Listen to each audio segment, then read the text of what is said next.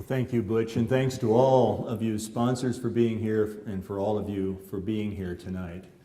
I would, I think, be remiss if I didn't start with an observation about attendance and participation. Throughout the course of the history of the United States, there has been nothing more important for a citizen to do than show up. Show up starts everything. It was Caesar Rodney, who was dying, who rode his horse from Delaware to get to the Constitutional Convention to cast the deciding vote to enact the Constitution of the United States into law. He had to show up. If he hadn't shown up, we wouldn't have the document. Our language is the English language by one vote because the delegates who voted showed up.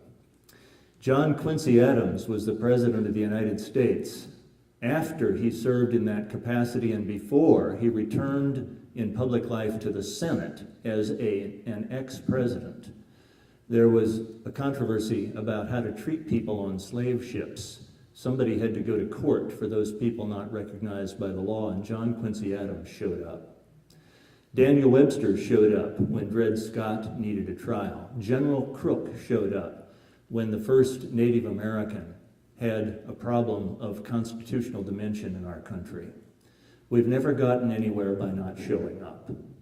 Now, I want to tonight congratulate and welcome to my circle of friends and to people who want to offer themselves for examination by the people of Nebraska for the important office of the United States Senator, Mr. Watson and Mr. Jenkins, for whom I have great respect. We disagree on issues, we enjoy the company of one another, and we intend for you to get to examine us, at least I do, and I'm sure they do as much as we can.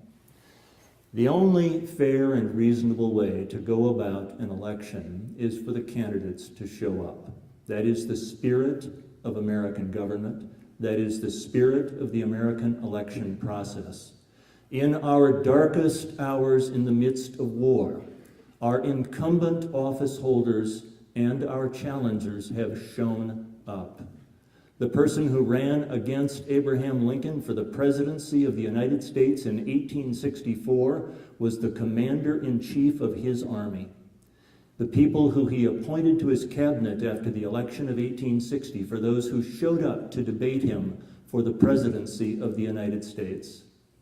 Our rich history and our proud heritage teaches us that there is nothing that more clearly defines irresponsibility as a citizen or the shirking of the duties of an American patriot than to fail to show up.